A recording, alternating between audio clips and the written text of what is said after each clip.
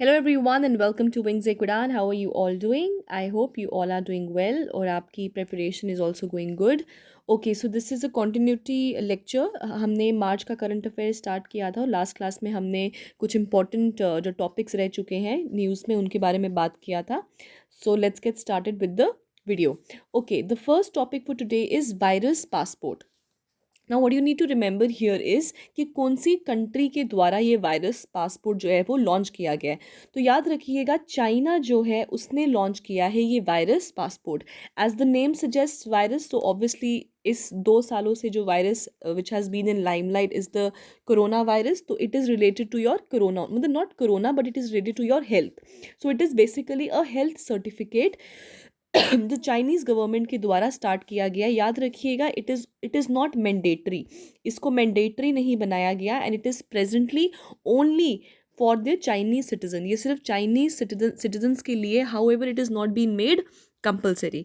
अब इस सर्टिफिकेट के अंदर होगा क्या, जो चाइना ने ये हेल्थ सर्टिफिकेट लॉन्च किया है इसमें बेसिकली जितने भी यूज़र्स होंगे इस सर्टिफिकेट पे उस पर यूज़र वैक्सीनेशन का स्टेटस दिया होगा कि जो ये इशू कर रहे हैं पासपोर्ट है, जिनका ये पासपोर्ट है क्या वो वैक्सीनेटेड है कि नहीं है, उनका वायरस टेस्ट रिजल्ट कैसा है. So the certificate will show users vaccination status and virus test results. ठीक है.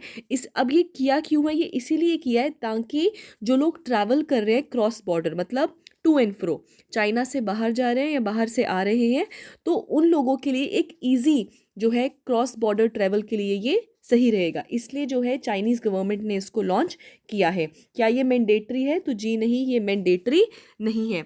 इसी के साथ अब याद रखना इसी चीज़ के ऊपर यूएस और यूके जो दोनों हैं ये भी प्लान कर रहे हैं कि इस तरीके का कुछ लॉन्च करने का. इसी के ही साथ जो यूरोपियन यूनियन है, अगर आपको पूछा जाए वायरस पासपोर्ट तो it is related to China. अगर पूछा जाए ग्रीन पासपोर्ट के बारे में, sorry not green passport, green pass के बारे में अगर पूछा जाए तो it is related to European Union. ठीक है. इसी के ही साथ इसके ऊपर जो आपका ये पासपोर्ट होगा ये बेसिकली आपका जो इसमें कोड्स होंगे, तो अगर ग्रीन कोड होगा, green code basically stands for good health.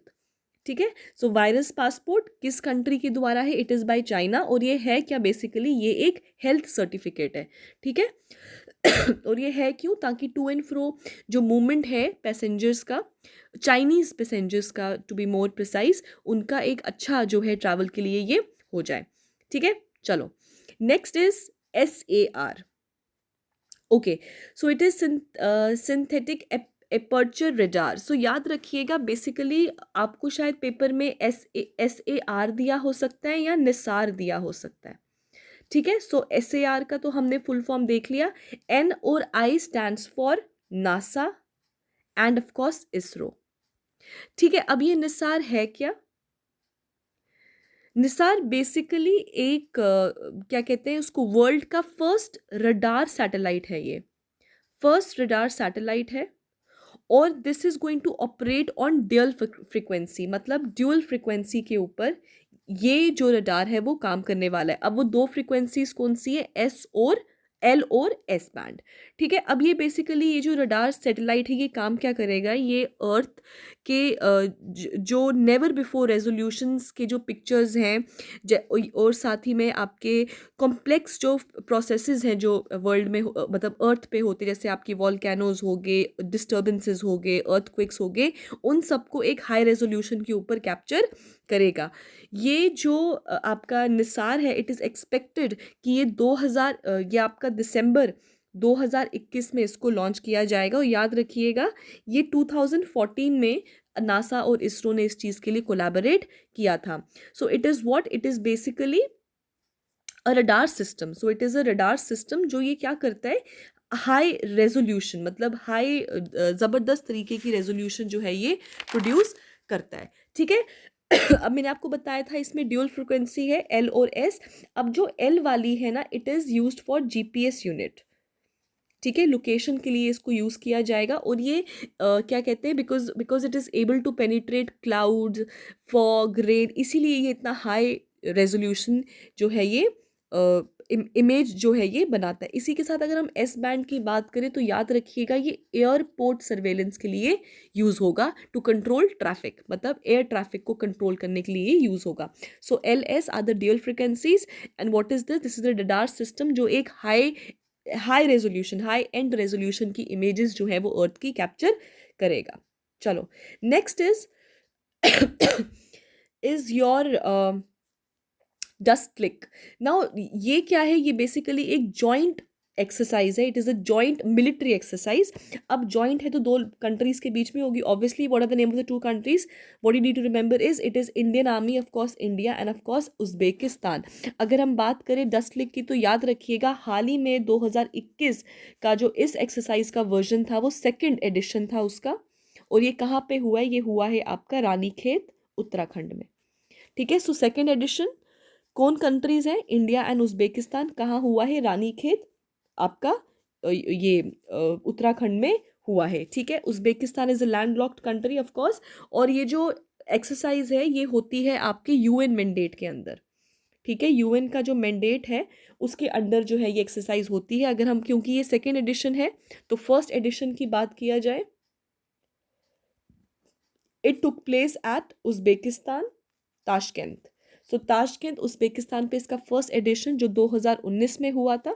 फिर हाल ही में 2021 में जो इसका एडिशन है वो इंडिया के रानीखेत में हुआ है। सो इंडिया में हुआ है, सो इट बिकम्स इंपॉर्टेंट। और किन दो कंट्रीज़ के बीच में, वो भी इंपॉर्टेंट है। मैंने ऑलरेडी एक डिटेल्ड जो वीडियो है फॉर ऑल द 2021 में जो भी लेटेस्ट मिलिट्री एयर और नेवी एक्सरसाइजेज हुई हैं उसकी मैंने वीडियोस ऑलरेडी बनाई है, check that out on GS with Yashodhara. ठीक है, चलो let's talk about the other next important MCQ, that is countries biggest floating solar power plant. Now अगर हम बात करें world only floating national park की तो वो कौन है, वो आपका केबुल लामजाओ है। तो ये क्या है, ये आपका वर्ल्ड का ओनली फ्लोटिंग नेशनल पार्क है। ठीक है, अब हम बात करें कंट्री की बिगेस्ट फ्लोटिंग आपका सोलर पावर प्लांट का, तो आपको याद रखना है ये कहाँ पे है, आपका तेलंगाना में है। ठीक है, सो इतना भी याद रखेंगे काफ़ी है, क्योंकि ये वर्ल्ड का सॉरी कंट्री का biggest floating solar power plant है, तो इसलिए आपको याद रखना है इट इज़ रंगुदाम इन तेलंगाना। ठीक है, और कितनी इसकी जनरेशन कैपेसिटी होगी, इसकी जो जनरेशन कैपेसिटी है इट इज 100 मेगावाट। ठीक है,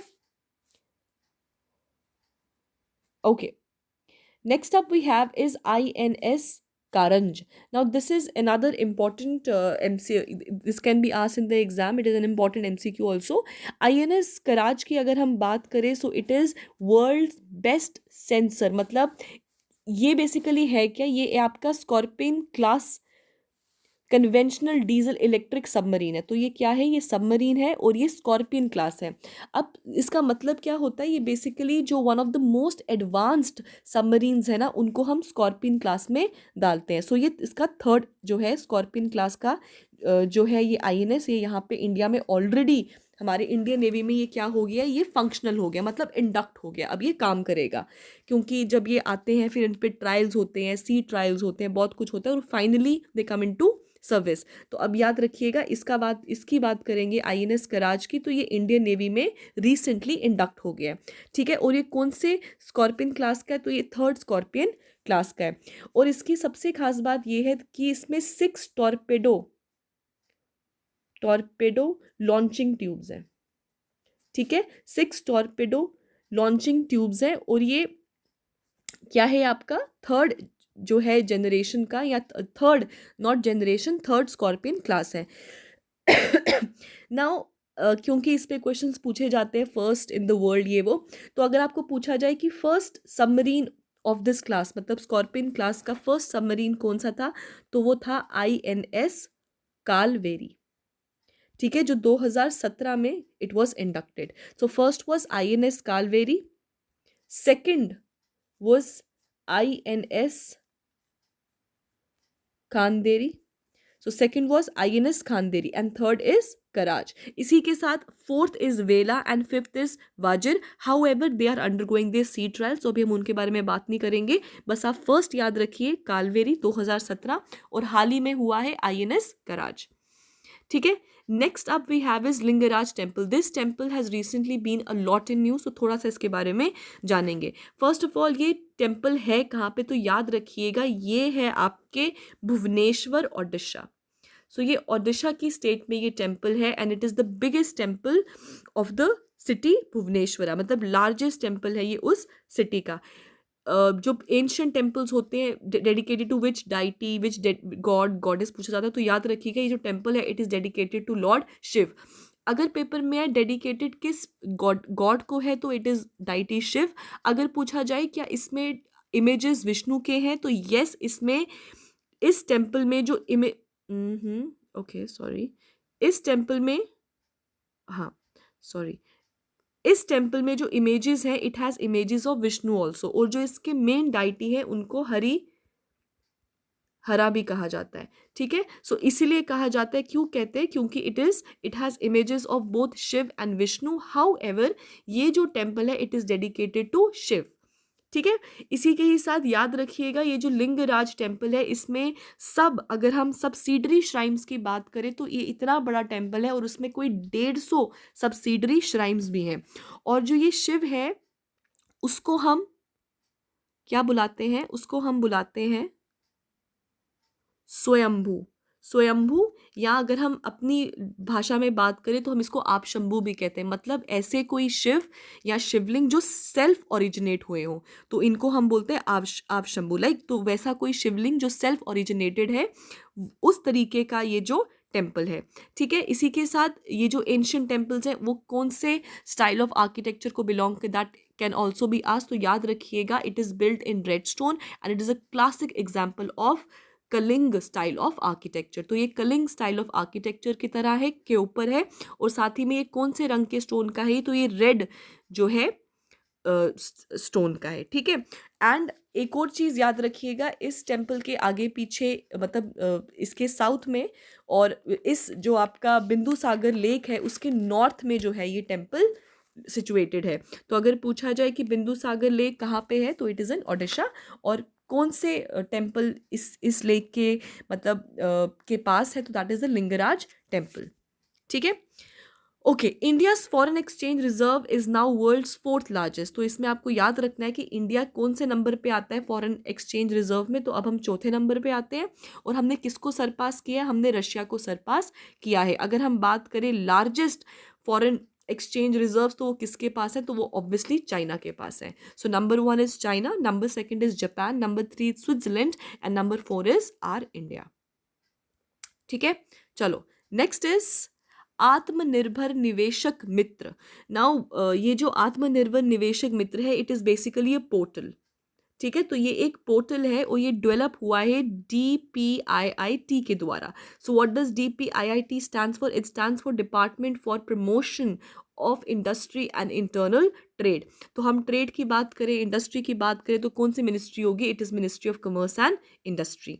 ठीक है, अब बेसिकली ये पोर्टल बना क्यों है, ये एक वन स्टॉप पोर्टल है जिसमें आपको कोई भी अगर स्टेट या सेंटर की पॉलिसीज़, न्यू इनिशिएटिव्स के बारे में जाना है, so it is going to be one stop portal जहाँ पे आपको सारी की सारी इन्फॉर्मेशंस जो है वो मिल जाएंगी. और ये जो प्रोजेक्ट है ये किसके अंडर आता है, ये आता है आपका investment India. So this project basically comes under the Investment India Agency, which was set up in 2009, which is a non-profit venture of DPIIT, which is under the Ministry of Commerce and Industry.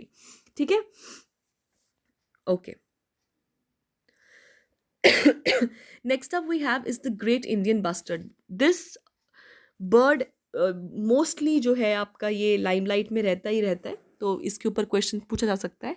Environment के हिसाब से it is important. सबसे पहले तो IUCN की red list पे ये किस कैटेगरी में आता है, तो याद रखिएगा ये CR की कैटेगरी में आता है, विच स्टैंड्स फॉर क्रिटिकली एंडेंजर्ड. अगर हम wild life protection act of 1972 की बात करें तो ये शेड्यूल 1 में आता है. आई टोल्ड यू शेड्यूल 1 से लेके 6 होते हैं, 1 से लेके 4 तक कौन से होते हैं आपके सबसे ज़्यादा जो जिनको एक्सट्रीम क्या कहते हैं प्रोटेक्शन की ज़रूरत है, वो 1 से लेके 4 के शेड्यूल में आते हैं. जो 6 नंबर पे आते हैं वो बेसिकली वर्मिन्स होते हैं आपके. ठीक है, ओके. और अगर हम साइट्स की बात करें तो ये अपेंडिक्स 1 में आता है. सो schedule 1 of WPA 1972 and appendix 1 of sites. ठीक है, इसी के ही साथ आपको ये भी याद रखना है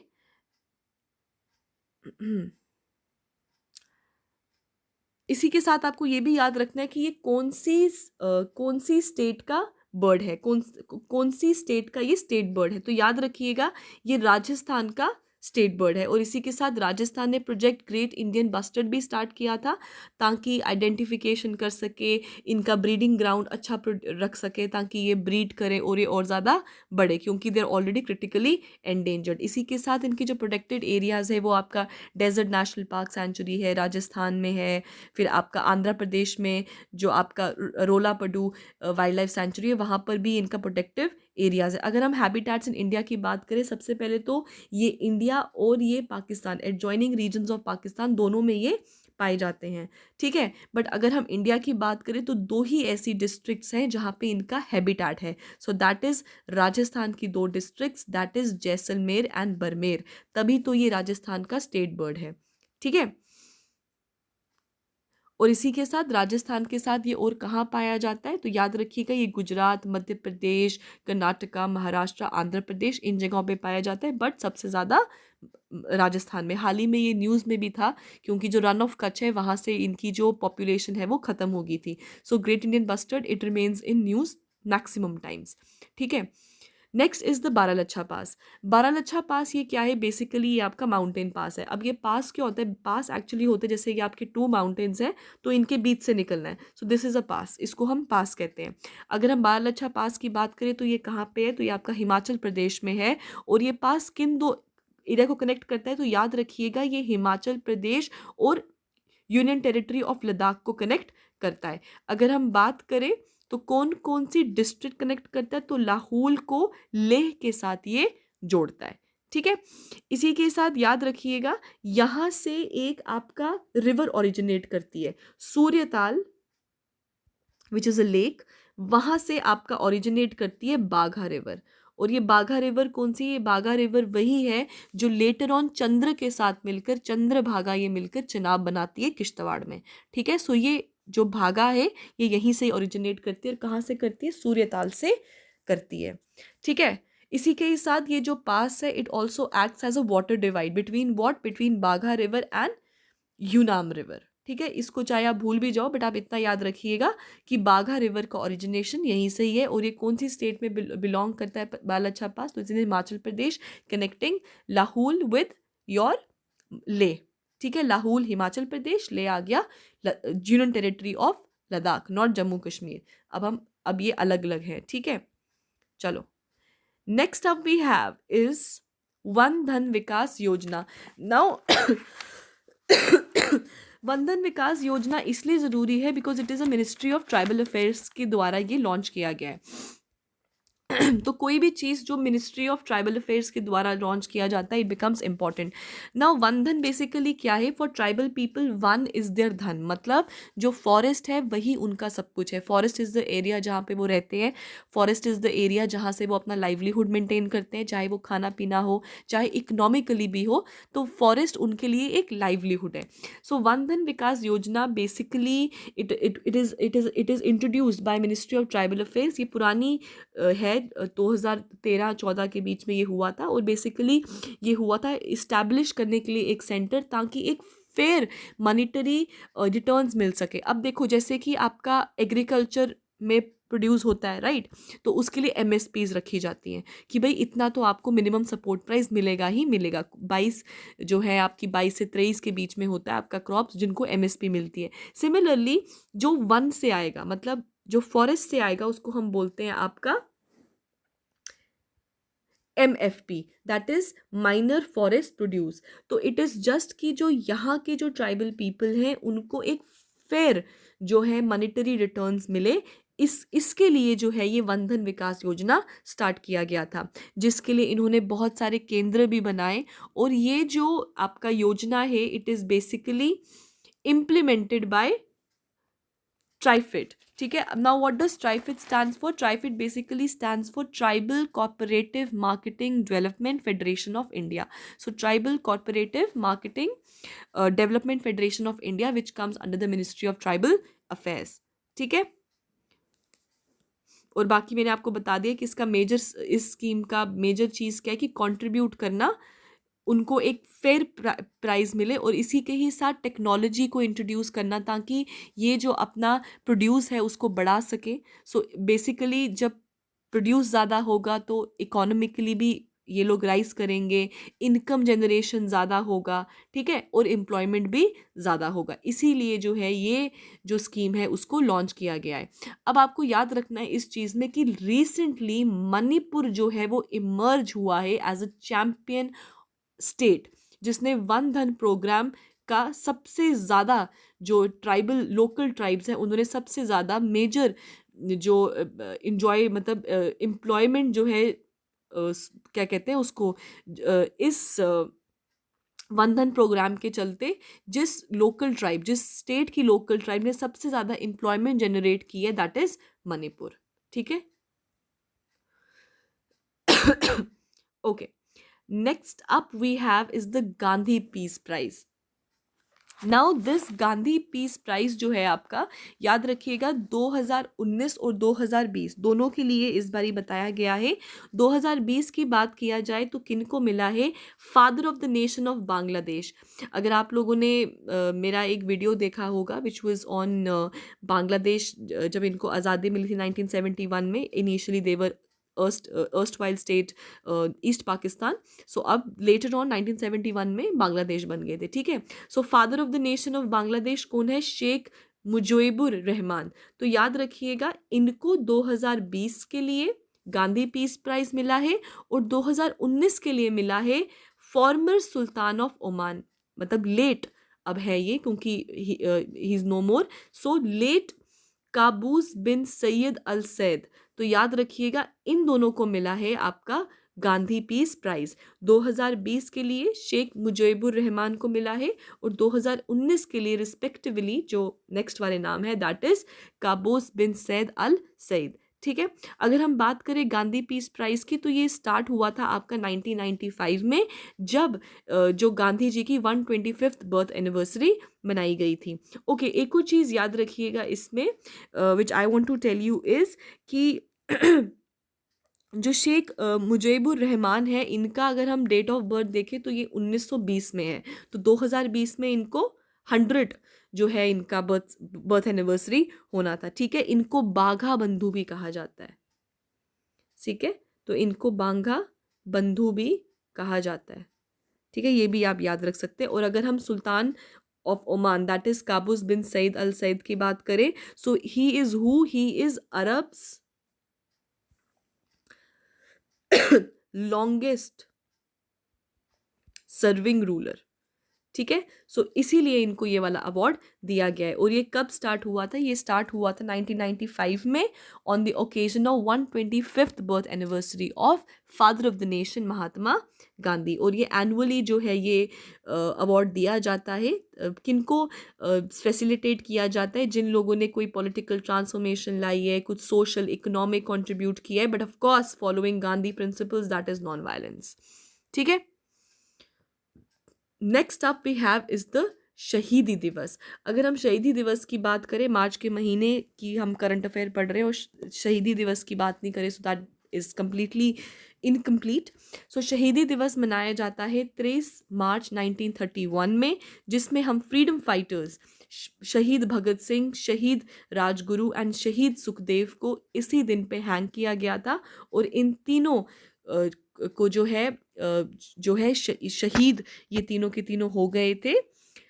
और अगर बात किया जाए, इस डे को हम मनाते हैं एज शहीद दिवस और द मार्टियर्स डे। अगर आपको पेपर में पूछा जाए कि इनको किस रीज़न की वजह से इन तीनों को हैंग किया गया था, तो याद रखिएगा लाहौर कॉन्स्पिरेसी की वजह से।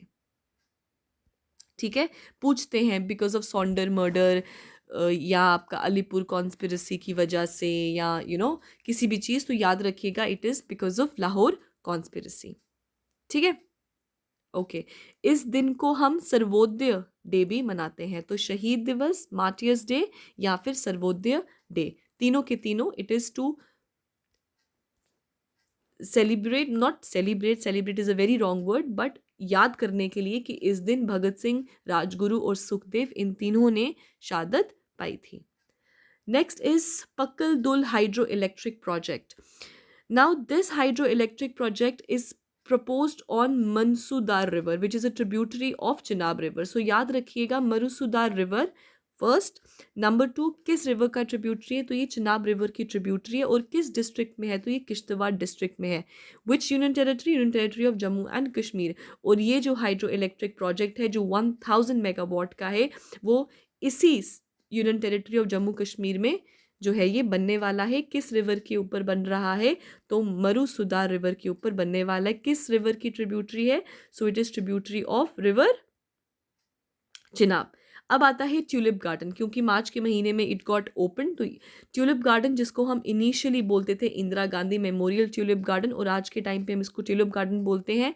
याद रखिएगा ये लार्जेस्ट ट्यूलिप गार्डन है इन एशिया। तो ये बहुत बड़ी बात है कि ये एशिया का लार्जेस्ट ट्यूलिप गार्डन है। मैंने ट्यूलिप गार्डन के ऊपर ऑलरेडी एक 1 मिनट डोज बनाई है, don't forget to watch it. और अगर पूछा जाए ये जो गार्डन है वो फुट हिल्स ऑफ कौन से रेंज में आता है, तो याद रखिएगा ज़बरवन रेंज की फुट हिल्स पे ये जो है ट्यूलिप गार्डन आता है। Next is Suez canal. Now Suez canal के ऊपर भी मैंने वीडियो बनाया हुआ है, क्योंकि this canal has been a lot in news. Why? Because a cargo ship, क्योंकि ये एक बहुत बिजी जो है ये आपका वाटरवे है, और यहाँ पे एक शिप था विच इज़ एवर गिवन, जो यहाँ पे स्टक हो गया था। ठीक है, तो इसकी वजह से बहुत ज़्यादा जो है इंटरप्शन आ गया था। काफ़ी टाइम के लिए ये जो कैनाल है वहाँ पे स्टॉपेज लग गया था। बहुत ज़्यादा ट्रैफिक जो है वो यहाँ पे क्रिएट हो गया था। Huge jam was created. Why? Because a ship named Ever Given was stuck here. Now it is what is it? It is basically artificial sea level waterway, जो कहाँ से लेके कहाँ तक जाता है, किसको कनेक्ट करता है? तो याद रखिएगा ये isthmus of Suez which is in Egypt, उसको कनेक्ट करता है ये Mediterranean and red sea. So it is across the Isthmus of Suez and it is connecting Mediterranean to the Red Sea। और इसी के साथ ये कॉन्टिनेंट्स, 2 कॉन्टिनेंट्स, इजिप्ट किस में आता है? अफ्रीकन कॉन्टिनेंट में। तो ये अफ्रीकन कॉन्टिनेंट को एशियन कॉन्टिनेंट के साथ भी सेपरेट करता है। इसी के साथ one of the busiest trade routes है ये, and it is world's most heavily used shipping lines. और ये 12% of the trade by volume इसी कैनाल के थ्रू किया जाता है। ठीक है, इसी के ही साथ क्यों किया जाता है? क्योंकि ये शॉर्टेस्ट मेरीटाइम रूट है, तभी तो जाते हैं। अगर छोटा नहीं होता तो देखो, छोटा रूट क्यों इंपॉर्टेंट है? क्योंकि पेट्रोल कम लगेगा, टाइम कम लगेगा, जल्दी एक्सेसिबिलिटी मिल जाएगा, इसीलिए ये ट्रेड इतना ज़्यादा बिजी है। अब अगर पूछा जाए कि ये कौन सी कंट्री के द्वारा एडमिनिस्टर किया जाता है, तो याद रखिएगा ये इजिप्ट के द्वारा ही एडमिनिस्टर किया जाता है। However it was built by a French company, लेकिन इट इज़ 100 ईयर्स की, 99 और 100 ईयर्स की, if I am not mistaken, lease पर फ्रेंच के पास था ये। और उसके बाद of course it went to Egypt. तो ये इजिप्ट के अंडर ही आता है। इजिप्ट के बहुत सारे प्लान्स हैं बहुत टाइम से कि इसको हम चौड़ा करेंगे, क्योंकि ये बहुत ही नैरो वाटरवे है।